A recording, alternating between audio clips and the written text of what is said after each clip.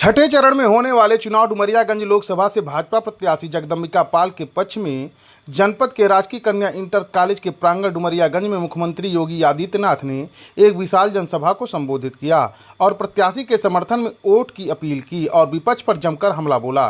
कार्यक्रम में आए भारी भीड़ को संबोधित करते हुए कहा कि मोदी जी की अगुवाई में हमने तो तमाम गरीब कल्याण योजनाओं के माध्यम से गरीबों की सेवा की है, वहीं कांग्रेस और सपा के लोग जजिया कर की तर्ज पर वरासत टैक्स लगाने की बात करते हैं।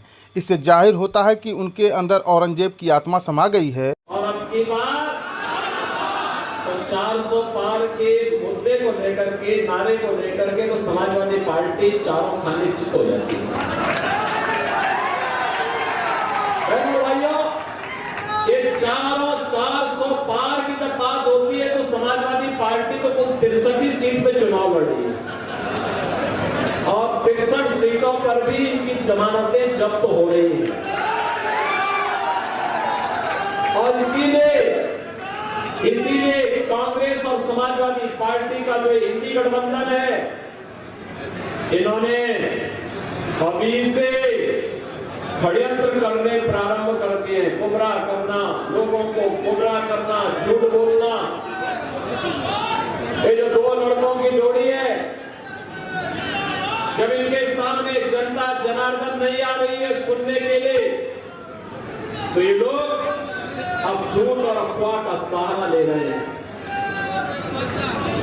झूठ और अफवाह के अलावा इनके पास कोई दूसरा मुद्दा नहीं, क्योंकि जनता भी जानती है कि समाजवादी पार्टी और माफिया का तो चोली दामन का संबंध है।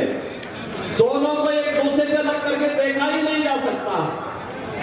प्रदेश का हर माफिया वह समाजवादी पार्टी के साथ संबंध रखता है, समाजवादी पार्टी की उसके साथ संवेदना होती है।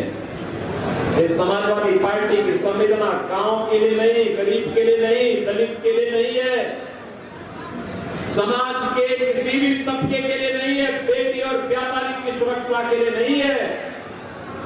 इनकी संवेदना तो माफिया के प्रति है और इसलिए माफिया के प्रति इनकी संवेदना को देखते हुए जनता जनार्दन इनको पूरी तरह खारिज कर चुकी है। ये 14 में चुनाव हारे, 17 में चुनाव हारे, 19 में चुनाव हारे हैं, 22 में भी जनता जनार्दन ने इनको चारों खाने चित किया है और फिर 24 में भी एक नए संकल्प के साथ हम लोग आए हैं कि फिर एक बार मोदी सरकार बनाने का भी हमारा संकल्प है। और भाइयों, एक तरफ सुरक्षित भारत और दूसरी तरफ विकसित भारत की परिकल्पना को साकार किया जा रहा है। मैं पूछना चाहता हूं, जो लोग हिंदुस्तान में रहकर के पाकिस्तान का राग अलापते हैं, मैं उनसे बोलना चाहता हूं, क्यों हिंदुस्तान के बोझा बने हुए हो? चले जाओ पाकिस्तान में। पाकिस्तान के हालात आप देख रहे होंगे, क्या हाल है पाकिस्तान के। भारत 4 वर्ष से फ्री में 80 करोड़ लोगों को राशन की सुविधा दे रहा है और पाकिस्तान में 23 करोड़ की कुल आबादी और वो अभी भूखों मर रही है। गली के जीवों की तरह, जैसे एक रोटी का टुकड़ा कोई गली में फेंक दे और गली में कुछ जीव आपस में लड़ते और गली के अंदर उस रोटी के टुकड़े के लिए, ऐसे पाकिस्तान के अंदर 1 किलो गेहूं के लिए, 1 किलो आटा के लिए छीना झपटी हो रही है, आगजनी हो रही है, तोड़फोड़ हो रही है, व्यापक वातावरण वहां का खराब हो रखा है।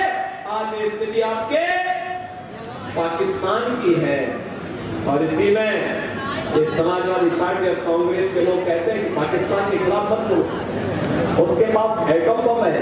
मैंने कहा एटम बम हमारे पास भी है। हमने जानते हैं पाकिस्तान तो कुछ दुस्साहस किया नहीं कि उसका अस्तित्व ही समाप्त हो जाएगा अगर उसने भारत के खिलाफ कोई दुस्साहस किया तो। और सीधे पाल जी को फिर से सांसद बना के भेजने की आवश्यकता देखेंगे।